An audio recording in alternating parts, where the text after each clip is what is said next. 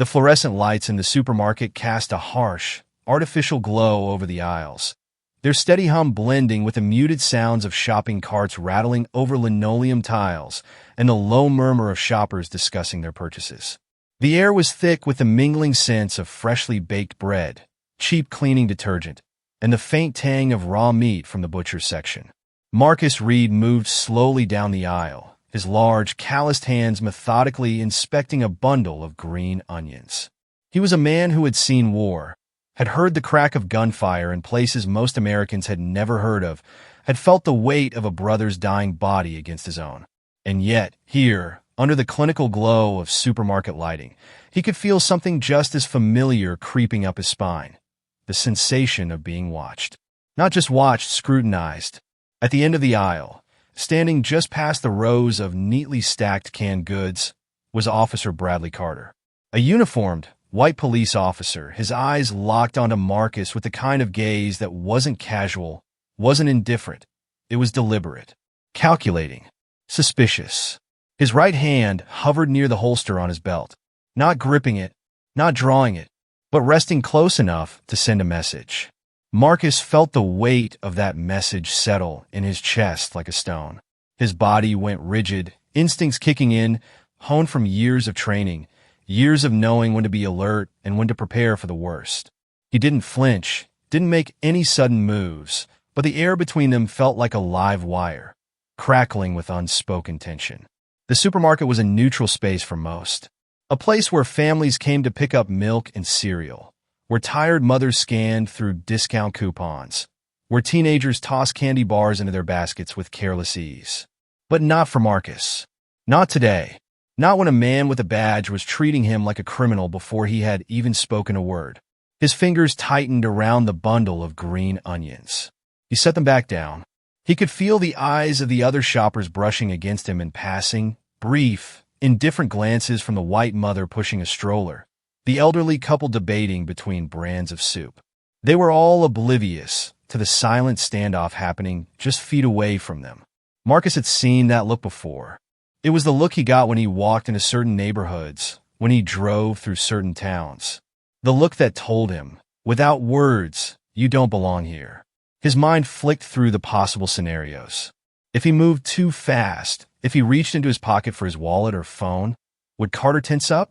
Would he call for backup? Would this entire situation, as mundane as it should be, unravel into something that would leave Marcus' name on the evening news? Unarmed black veteran shot in grocery store. Police claim he matched a description. He exhaled slowly, deliberately. Kept his posture neutral, non-threatening. Carter didn't move, but his eyes didn't leave Marcus. Marcus took another step forward, his boots pressing against the cool tiles. Carter tensed, ever so slightly. It was small, barely noticeable, but Marcus had spent too much time around men trained to kill to miss it. A microsecond of hesitation, a flicker of readiness. He wasn't imagining this. The white officer's stance said everything his mouth hadn't. I don't trust you. I'm waiting for you to make a mistake. And Marcus, a man who had fought and bled for his country, who had lost friends on foreign soil, knew deep down that his service, his sacrifices, meant nothing to a man like this. Because at the end of the day, when Marcus wore his uniform, he was a soldier. A hero. But here, in a supermarket in civilian clothes, he was just another black man under suspicion. A criminal until proven otherwise. And Carter was ready. The air inside the supermarket felt heavier now. The artificial coolness of the refrigeration units doing nothing to ease the slow-burning fire creeping up Marcus Reed's spine. Officer Bradley Carter had closed the distance between them, his presence thick with unspoken authority, the weight of his badge pressing down on the space between them. The officer's stance was unmistakable. Feet planted firmly apart, shoulders squared, right hand resting near his holster, fingers flexing slightly as if itching for an excuse.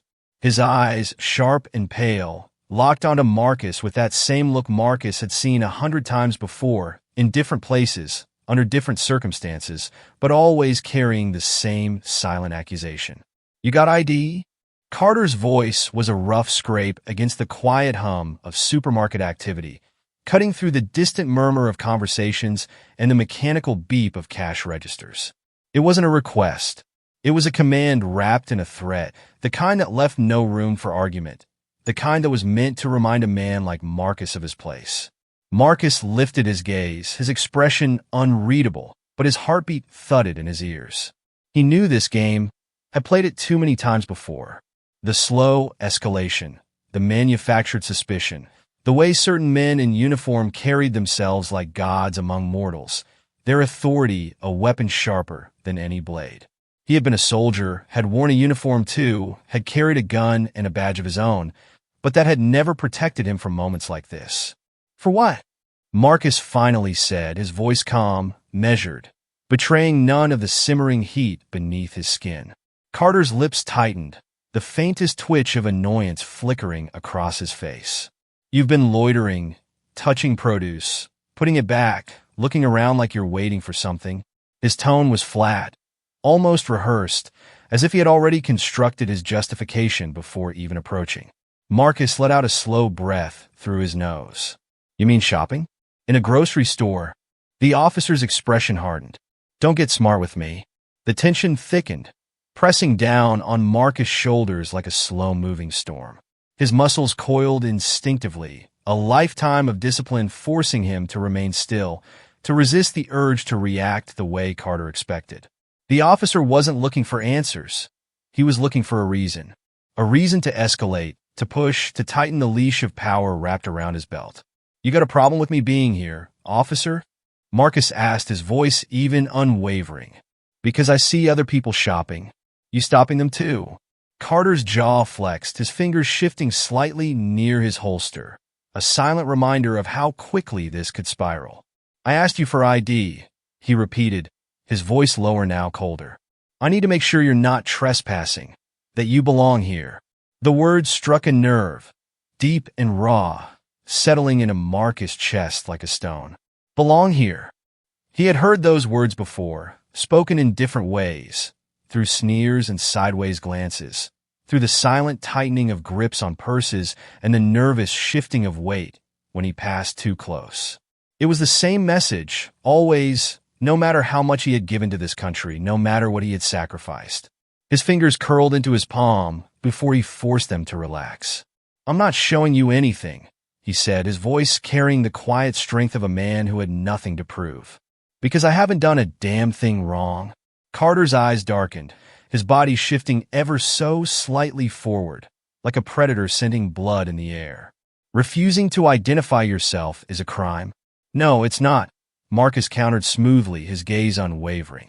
Not unless you have reasonable suspicion that I've committed a crime. Which you don't, because buying groceries isn't illegal. A tense silence stretched between them, thick and suffocating. The background noise of the supermarket seemed distant now, muted under the pressure of the moment. Marcus could feel the weight of other eyes on him, shoppers stealing cautious glances, the rustling of movement as people subtly repositioned themselves, sensing the crackling tension. A mother clutched the hand of her young child, pulling him slightly closer as she hurried past. Carter's voice dropped lower, meant only for Marcus to hear. I don't like your attitude. Marcus exhaled sharply, shaking his head. Yeah? I don't like being harassed while I'm shopping. The officer stepped closer, the distance between them shrinking to mere inches. Marcus could see the fine lines on his face now, the faint sheen of sweat on his forehead, could smell the lingering traces of cheap coffee and cigarette smoke clinging to his uniform. You think this is harassment? Carter murmured, his lips curving into a slow, taunting smirk. Marcus didn't answer. He didn't need to.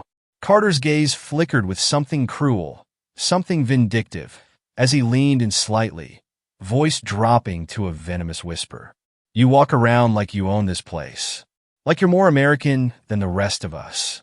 But we both know the truth, don't we? Marcus' fingers twitched, his jaw locking so tight it ached. You're just another thug in a nice jacket, Carter said, his smile stretching wider, his words a blade meant to cut deep. Marcus stared at him, unblinking, the heat in his chest rising, a slow, burning fury that had nothing to do with impulse and everything to do with history. He had fought for this country, bled for it, buried brothers in its soil, carried its weight on his back, only to come home and be met with this quiet, seething hatred dressed up as law and order. Carter tilted his head, his expression smug, triumphant, like he had won something. And then his voice lifted, loud enough for the entire store to hear. "I need you to turn around and put your hands where I can see them." The words cut through the air like a gunshot. Marcus' heart slammed against his ribs, the moment stretching. People froze mid-step. The rustling of plastic bags stopped. A woman gasped softly, barely audible over the distant hum of fluorescent lights. The space around them seemed to contract, pressing in on Marcus from all sides. He knew this playbook, knew exactly where it led. His pulse pounded in his ears, but his voice, when it came, was steady. "I'm not turning around," he said. Carter's smirk vanished. For the first time since the officer had stepped forward, Marcus saw it, the flicker of something behind his eyes. Frustration, surprise, maybe even doubt, but only for a second. And then, Carter's hand twitched toward his radio. Marcus squared his shoulders, standing tall, unyielding. And in that moment, the air in the supermarket turned razor-sharp, the next move hanging between them like the blade of a guillotine. The sharp metallic clatter of a holster snap being released cut through the hushed air of the supermarket, freezing the world around it in an instant. A ripple of collective gasps swept through the aisles, the idle murmur of shoppers evaporating as Officer Bradley Carter drew his firearm, the black steel gleaming under the artificial fluorescence. The cold muzzle of the gun was steady, aimed squarely at Marcus Reed's chest, the space between them now charged with something raw and irreversible. Time seemed to bend, stretching out each second into something suffocating, something unbearable, as if the entire store had been yanked into another reality where a simple grocery trip had turned into a life-or-death standoff. Marcus could hear the sudden scrape of shoes on linoleum as people instinctively backed away, the low metallic rattle of a shopping cart shoved hastily to the side, the sharp intake of breath from a woman nearby. The sound of the supermarket, the quiet hum of refrigerators, the occasional beep of scanned groceries, the mindless jingles playing from overhead speakers, now felt obscenely distant, drowned out by the heavy presence of the gun, the steady rise and fall of Carter's breath, the thundering pulse in Marcus' own ears. His hands were still open, still visible, every instinct inside him screaming at him to stay completely still, to not give Carter even a whisper of an excuse to pull that trigger. The gun did not waver, nor did the glint of something smug, something poisonous in Carter's pale blue eyes, as he stepped forward and barked, "Get on the ground. Now!" His voice carried a different weight this time, no longer just an order, but a declaration, a flex of power sharpened into something personal. The space between them no longer felt like a confrontation between a civilian and an officer of the law. It was something else entirely. It was a battle of control, of humiliation, of forcing a man like Marcus to kneel before him, to remind him of the invisible lines men like Carter always expected him to stay behind. Marcus didn't move. His breath was slow, controlled, though his chest burned with something deep, something familiar, something carved into his bones from years of moments like this. He had felt it before, walking down unfamiliar streets where car doors locked as he passed. He had felt it in the lingering stares of store clerks who pretended to organize shelves while their eyes tracked his every move. He had felt it in the distant, stiff nods of white men in uniform who only acknowledged him when he was wearing his own, who only saw his value when he had a rifle slung over his back and was standing on foreign soil. But here, in the fluorescent glow of a neighborhood grocery store, none of that mattered. His past, his service, his discipline, the fact that he had bled for this country, none of it mattered. Because to Carter, he was only one thing: a problem, a threat, a man who needed to be put down. A slow shuffle of movement from the corner of his vision pulled Marcus' attention away from the barrel of the gun for the briefest moment.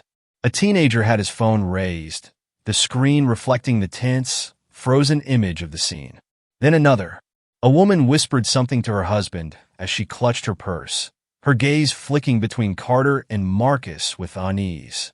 The quiet click of cameras being activated, the low murmur of voices passing uncertain words between them. This moment was no longer happening in isolation. It was being captured, documented, turned into evidence before anyone even knew how it would end. Carter's expression flickered, the faintest flash of irritation at the shifting balance of power, at the realization that he was no longer just an officer giving an order. He was being watched, judged, his every move recorded by a dozen different eyes from a dozen different angles. The muscles in his jaw flexed as he inhaled sharply, recalibrating, adjusting his grip, but his voice came out just as sharp, just as firm, just as certain. I said, "Get on the ground." Marcus' fingers twitched at his sides, his hands still open, still non-threatening, but he did not lower his gaze, did not shrink himself the way Carter so clearly wanted him to. "For what?" His voice was measured, calm, but there was no mistaking the steel beneath it. "Tell me what crime I've committed." Carter's nostrils flared. His stance stiffened. "You're resisting arrest." "For what?" Marcus repeated, his voice cutting through the air like a blade. "What am I being arrested for?" For a split second, Carter hesitated. It was brief, almost imperceptible, but Marcus saw it. The officer had no answer, no real answer. Because there was no crime. No law had been broken. No justification beyond Carter's own deeply ingrained certainty that a black man standing in the wrong place, at the wrong time, was justification enough. The hesitation passed as quickly as it came, swallowed by the rigid authority in Carter's shoulders. "Get on the goddamn ground," he snarled, stepping closer, the muzzle of his gun barely a foot away now. "I won't tell you again." Marcus' breath came slow, controlled. He could feel the weight of the moment pressing against his ribs, could hear the nervous shifting of bodies around him, the quiet tremor of a woman whispering, "Oh my God." The fear, the uncertainty, the sickening familiarity of it all. He had read the stories, had seen the footage, had watched the aftermath of moments like this play out in cities across the country. He knew what happened to men who refused. And yet, he refused to look down. The crowd had grown, a cluster of hesitant figures holding their phones at chest height, trying to capture the moment without drawing too much attention to themselves. A man in a worn hoodie took a step forward, his voice steady despite the tension in his shoulders. "We all see what's happening here," he said, directing his words not to Marcus, but to Carter. "Put the gun down." Another voice joined him, a young woman near the dairy aisle, her phone still recording. "He hasn't done anything." Carter's grip tightened around the gun, his teeth grinding together. The moment was slipping out of his control. The eyes watching him weren't afraid in the way he wanted them to be. Not just afraid of Marcus, but afraid of him. His eyes flicked over the crowd, calculating, considering. Then, with a sharp exhale through his nose, he made his decision. "Get on your knees," he ordered, the words slower now, weighted differently.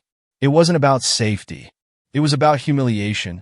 It was about forcing Marcus down, making him lower himself, making him submit in front of an audience. The heat in Marcus' chest turned into something sharp and bitter.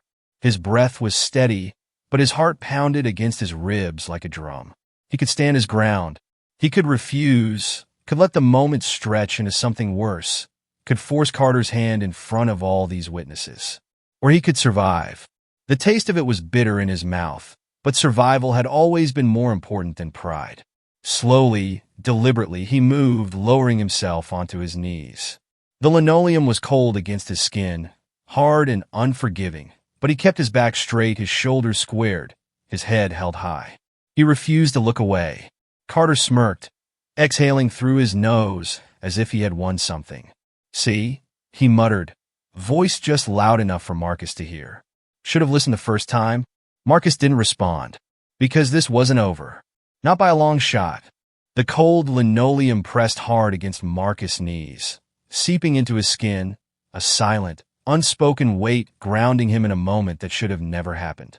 The supermarket air was still thick with tension, the kind that clung to the back of the throat like smoke, making it hard to breathe. The world outside the supermarket might have been moving, cars passing, people living their lives, but in here, Under the unforgiving glare of fluorescent lights, time had frozen around the image of a black man kneeling with his hands behind his head and a white officer standing over him, gun drawn, eyes burning with the satisfaction of dominance. The weight of the stairs pressed against Marcus' back like an invisible force. The quiet, shocked whispers of the bystanders tangled together in a nervous hum, the occasional sharp gasp or the subtle shift of feet breaking through the uneasy silence. The supermarket, once just a mundane stop for groceries, had transformed into a stage, and every person holding up their phone was an unwilling audience member watching a performance they had seen too many times before. And then, from beyond the frozen aisle, a new voice cut through the thick air like the first crack of thunder before a storm. "What the hell is going on here?" It was deep, steady, and authoritative, but not the same kind of authority Carter wielded. This wasn't barked orders and an itching trigger finger. This was command born from experience, from the confidence of someone who actually understood control. Greg Turner, the store manager, pushed through the gathering crowd, his neatly pressed polo shirt tight around his stocky frame, his brow furrowed into a storm of anger and disbelief. Behind him, towering at least 6'4", was Trevor Scott, the store's head of security, his broad shoulders cutting a path through the stunned onlookers as his sharp, discerning eyes locked onto the scene unfolding before him. Trevor had been watching from the security monitors in the back office, the grainy black and white footage making it all too clear what had been happening long before he and Greg arrived. He had seen how it started, seen the way Carter had zeroed in on Marcus like a predator picking out its prey, had watched as the situation spiraled into what was now nothing short of a public humiliation. Greg's eyes flicked between Carter's gun and Marcus, still kneeling, his hands locked behind his head, his face unreadable but his posture rigid with controlled fury. The manager's stomach twisted at the sight. He had worked in retail long enough to deal with his fair share of shoplifters, rowdy customers, and even the occasional scam artist, but this wasn't that. This was something else entirely. Something that made his gut churn with unease. "Officer," Greg said, his voice carefully measured as he stopped just a few feet away. "What exactly is going on here?" Carter barely glanced at him, his attention still fixed on Marcus, as if even a moment's distraction would cost him the battle he was trying so desperately to win. "Suspect was acting suspiciously," he said, his voice clipped, controlled. "Refused to show ID. Resisted orders." Trevor let out a sharp breath through his nose, arms crossing over his chest. "That's so." His voice was lower, carrying an edge that made Carter's jaw twitch slightly. Greg glanced at Marcus, his expression darkening as realization sank in. He had seen Marcus in this store before. He had checked him out at the register a handful of times, even exchanged a polite nod or two. A man like Marcus wasn't hard to remember. Not because he was black, but because he carried himself with a quiet, steady confidence that left an impression. And now he was kneeling on the floor like a criminal with a gun in his face. Greg turned back to Carter, his patience wearing thin. "Officer, I run this store. I know my customers. And I can tell you right now, he hasn't done a damn thing wrong." Carter's grip on his gun tightened slightly, his lips pressing into a thin, unimpressed line. "You're telling me you can account for every person in this store?" Trevor stepped forward now, his massive frame casting a long shadow over Carter. "I can," he said simply, "because I've been watching the security feeds this whole time." For the first time since this all began, something flickered across Carter's face. Uncertainty. The first crack in his carefully constructed armor. Trevor didn't let the moment slip. "I saw it all," he continued, his voice calm but firm, every syllable laced with quiet authority. "Saw how you followed him. Saw how you singled him out when he was just minding his business. Saw how you escalated this the second he didn't roll over and do what you wanted." Carter's jaw clenched. Trevor didn't back down. "And now we got half the store recording you, and you want to tell me that he's the problem?" The silence that followed was deafening. The weight of the crowd's eyes pressed heavier now, no longer just filled with fear, but something else, disbelief, anger, maybe even something close to defiance. The quiet clicks of recording phones became louder, more intentional. Carter's expression darkened, his fingers flexing around the grip of his weapon, as if for a brief, dangerous second, he was considering standing his ground. But even he knew the tide had turned against him. The footage would be everywhere by nightfall. There would be questions, reports, scrutiny he couldn't afford. Slowly, reluctantly, his grip eased. The gun lowered. And just like that, the atmosphere in the store shifted, but the tension didn't disappear. It merely twisted into something else, something heavier, something unfinished. Marcus didn't move. He stayed on his knees, watching as Carter exhaled sharply through his nose, holstering his weapon with an almost reluctant jerk of his wrist. The officer's face was still flushed, his posture still stiff with barely contained frustration, his eyes burning with something ugly as he turned back to Greg. "This guy still needs to leave the store," he snapped, as if trying to claw back some semblance of control. Greg's expression remained firm, unmoving. "No," he said simply. Carter blinked. "Excuse me?" "I said no," Greg repeated, folding his arms. "You can stay. You can leave." A low murmur rippled through the crowd. Carter's fingers twitched, but Greg didn't waver. Trevor took a half-step closer, the warning clear in his towering stance. The officer's face was a storm of barely restrained rage, his lips pressing together, so tightly they went white. For a brief, dangerous moment, Marcus thought he might push back, might try to grasp at some final shred of dominance.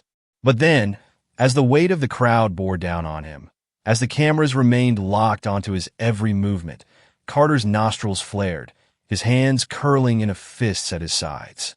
Without another word, he turned sharply on his heel and strode toward the exit, his boots striking the linoleum with sharp, angry steps. The automatic doors slid open with a faint hiss, and then he was gone, vanishing into the world beyond the store, but leaving the heavy imprint of his presence behind. For a long moment, no one moved. No one spoke. Then, slowly, Marcus exhaled, his hands lowering from behind his head, his back straightening as he pushed himself up from the cold, unforgiving floor. Greg turned to him, his expression tight. "You okay?" Marcus rolled his shoulders, inhaling deeply before answering. "I will be." And somewhere, beneath the tension, beneath the lingering humiliation, beneath the burning imprint of Carter's final glare, Marcus knew one thing for certain. This wasn't over. Not by a long shot. The morning light filtered weakly through the blinds of Marcus Reed's small apartment, casting faint lines across the worn wooden floor. The world outside had already begun to stir. Cars moving along the streets, people walking briskly to their destinations, life continuing as if nothing had happened. But inside, everything felt frozen, suspended in a strange, suffocating limbo between exhaustion and overwhelming reality. The weight of what had unfolded less than 24 hours ago still clung to his skin, lingering like the stale remnants of smoke after a fire. His phone had not stopped vibrating. The notifications poured in relentlessly, an unceasing stream of messages, calls, and headlines flashing across the screen. Each one was a reminder that his life had been irrevocably altered, that he was no longer just Marcus Reed, former Army veteran, just another man trying to go about his day. No. Now he was Marcus Reed, the face of yet another injustice, the unwilling symbol of a fight that had existed long before him and would continue long after. The video was everywhere. He could not escape it, no matter how many times he locked his phone, turned it over, tried to focus on the simple act of breathing.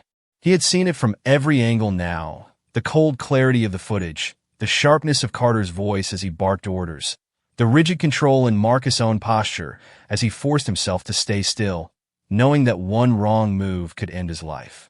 He had watched himself kneel, watched the way the gun never wavered, how Carter's grip had remained firm even as the weight of onlookers' stares and recording phones pressed against him.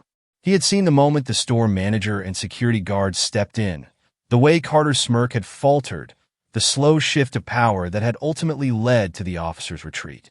But the humiliation, that remained, that stayed lodged in his chest, a sharp, unmovable thing that would not ease, no matter how much public outrage now burned on his behalf. The country had ignited overnight. What had started as a few shaky phone recordings inside a grocery store had spread like wildfire, leaping from Twitter to national news, from whispered outrage to full-throated fury. The hashtags had trended within hours. Hashtag Justice for Marcus. Hashtag Black While Shopping. Hashtag Fire Bradley Carter. Circulating through every corner of social media, amplifying the cries of those who had long since grown weary of seeing the same story play out again and again. The footage had been dissected frame by reporters, legal analysts, activists, each one condemning what they had seen, each one adding their voice to the growing storm. And then the protests had begun. By nightfall, hundreds had gathered outside the police department, their signs held high, their voices rising in unison, demanding action. The crowd swelled with each passing hour, the rhythmic chant of no justice, no peace rolling through the streets, bouncing off the cold concrete buildings, vibrating through the city like an undeniable force. The faces in the crowd were a mix of ages, backgrounds, and colors. People who had seen this story too many times before, people who refused to let it be swept under the rug. News cameras panned across the scene, capturing the fire in their eyes, the unyielding determination in their stance. The department had tried to control the damage at first, issuing a lukewarm statement early in the morning, a weak attempt to downplay the severity of what had transpired. It had been labeled a misunderstanding, an unfortunate escalation, a vague promise of an internal review tacked onto the end of the statement like an afterthought. But no one was buying it. The rage only grew, fueled by the department's refusal to acknowledge what was clear to everyone who had seen the footage. Carter had not been reacting to a crime. He had been asserting his power, forcing a man to kneel, to submit because he believed he could. And now, the department was paying the price for it. Marcus stared at his phone as another notification flashed across the screen, his own face staring back at him from a news article headline. Breaking: Officer Carter terminated from police department following internal investigation. He let out a slow breath, his fingers tightening around the device. He clicked the article, scanning the carefully crafted statement released by the department. Officer Carter's actions were found to be inconsistent with the values and standards upheld by this department. Effective immediately, he is no longer employed with the force. We remain committed to fostering trust between law enforcement and the community we serve. Marcus let the words sit there for a moment, absorbing them, turning them over in his mind. He had expected this outcome, knew that the sheer weight of public pressure had left the department with no other option. And yet, as he stared at the announcement, there was no satisfaction in it, no relief. Carter was gone, stripped of his badge, his gun, his authority. But Marcus knew that didn't erase what had happened. It didn't erase the fear he had felt when that gun had been pointed at him. It didn't erase the way Carter had smirked as he made him kneel. It didn't erase the years of stories just like his, the countless men and women who had not had the luxury of a recording to prove their innocence. A new message appeared on his screen, this time a text from an unknown number. Mr. Reed, we'd like to invite you to speak at tomorrow's press conference. Please let us know if you're willing. His thumb hovered over the keyboard. Marcus had never wanted to be in this position. He had never sought out the spotlight, had never imagined his name becoming a rallying cry for something much larger than himself. He had lived his life with quiet discipline, believing that if he worked hard, if he carried himself with dignity, if he did everything right, he would be treated with the same respect that others received without question. But now he knew the truth. The truth was that no matter what he had done, whether he had served his country, whether he had kept his voice level and his hands visible, whether he had followed every unwritten rule designed to keep men like him safe, it had not mattered. Carter had still seen a threat, and Marcus had still been forced to kneel. His jaw tightened. He thought about Greg Turner, the store manager who had stepped in when he hadn't had to. He thought about Trevor Scott, the security guard who had watched the footage, who had spoken up, who had refused to let this be buried under excuses. He thought about the shoppers who had raised their phones, who had risked their own safety to document what had happened, who had ensured that the world saw the truth. And then he thought about the faces in the crowd outside the police department, the people chanting his name, demanding something more than just an apology, more than just another empty promise from men in power. They were waiting for him to speak, waiting for him to take back the power that had been stripped from him in that grocery store aisle. His fingers moved, typing out his response. I'll be there, because this wasn't just about him anymore. And it wasn't over. Not by a long shot. The air was thick with expectation.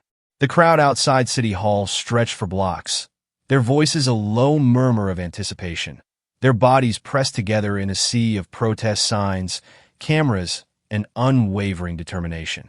The podium stood in the center of it all, raised slightly above the throng of people, framed by banners demanding justice, demanding change. News vans lined the streets, their satellite dishes pointed skyward, their reporters waiting, microphones gripped tightly, ready to broadcast every word to the nation. Marcus Reed stood behind the curtain, his fingers curled into fists, his breath slow and steady. He had spent his life preparing for battles, but none quite like this. He had not asked for this fight. He had not sought the cameras, the headlines, the flood of messages pouring into his inbox every hour, calling him a hero, a victim, a martyr. He had only wanted to buy groceries. But now his name was a movement, his face a symbol of something far larger than himself. It had been days since Officer Carter had been fired, but the firestorm had not died down. If anything, it had only grown. The footage of Marcus kneeling in the grocery store, the cold barrel of a gun pointed at his chest, had not been forgotten. The country had erupted in outrage, the story dominating national news cycles, the protests expanding beyond his city and spilling into others. New York, Chicago, Los Angeles. His story had reignited a national reckoning, sparking debates on police reform, racial profiling, and the endless cycle of black men being forced to justify their very existence. And now, they were waiting for him. Greg Turner, the supermarket manager who had stood up for him, patted his shoulder. "You ready?" he asked. His voice was calm, but there was an edge to it, a quiet understanding of what this moment meant.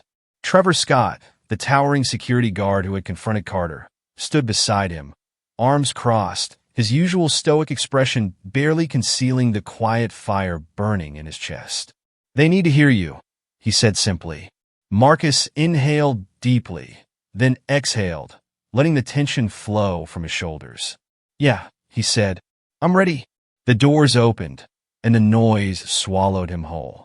Flashes of cameras exploded in bursts of white light, the roar of the crowd surging forward as he stepped onto the stage, the heat of the bodies pressing in, the energy vibrating through the very air. Reporters shouted his name, their questions lost beneath the waves of chants rolling through the streets. Justice for Marcus. End police brutality. No more racial profiling. He reached the podium, gripping the edges tightly. The microphone crackled, the sound carrying out over the thousands who had gathered, waiting for him to speak. He scanned the faces before him, some filled with anger, others with hope, all of them watching him, believing in him, waiting for him to give voice to what they had all seen and felt for too long. He took another breath, then began. "I shouldn't be here." The words were simple, quiet, but the crowd hushed instantly, the weight of them settling over the people like a blanket of cold truth. "I shouldn't be standing in front of you right now. I shouldn't be trending on social media. I shouldn't be on your television screens, in your news feeds, on your protest signs. I should be at home, spending time with my family, living my life in peace, just like anyone else. But I'm not. I'm here because a man with a badge saw my skin color before he saw my humanity. I'm here because he believed that a black man in a grocery store was a threat. I'm here because he drew his gun on me. Not because I was committing a crime, not because I was dangerous, but because he could. And I got lucky. Because people were watching. Because cameras were rolling. Because I didn't make a single wrong move. Because I knew that even the smallest flinch could have been the last thing I ever did. Because a store manager and a security guard had the courage to step in when they didn't have to. But what about the ones who don't get lucky? What about the men and women who never get a chance to prove their innocence, who don't have the privilege of their story going viral? What about the ones who don't have a crowd gathering behind them, who don't have video footage to back them up, who don't have a city demanding justice in their name? The crowd murmured, shifting with the weight of his words. He could see the pain in their faces, the exhaustion, the anger that had been simmering for generations. We've seen this too many times before, and every time, we are told the same thing, that it was just an isolated incident, that it was just one bad cop, that it was just a misunderstanding, an unfortunate mistake, a failure in training.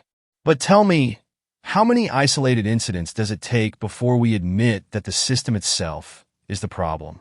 How many times do we have to watch another black man die before we admit that this isn't about a few bad apples, but about the entire tree being poisoned? Applause rippled through the crowd, swelling into a wave of cheers. I am not here to be your next martyr.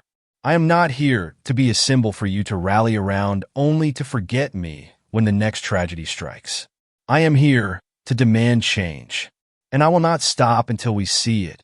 The roar of the crowd shook the air, their voices colliding into one powerful force, a storm that would not be ignored. And Marcus knew, standing there in front of thousands, that this was only the beginning. The days that followed were a blur of interviews, meetings, and strategy sessions. Activists reached out to him, leaders from civil rights organizations offering support, legal teams briefing him on policies, community organizers pulling him into discussions on reform. He met with families of victims, mothers who had lost their sons, fathers who had buried their children, siblings who carried the unbearable weight of grief on their shoulders. Each conversation burned into him, fueled him, reminded him that his voice was not just his own anymore. He stood before city councils, pushing for mandatory de-escalation training, for stricter accountability measures, for independent review boards that weren't just police investigating police. He met with lawmakers, demanding legislation that would put an end to qualified immunity, that would strip away the protections that allowed officers like Carter to act with impunity for so long. He called for stronger hiring practices, for psychological evaluations that would weed out those who carried hatred in their hearts before ever being given a badge and a gun. But the resistance was there too.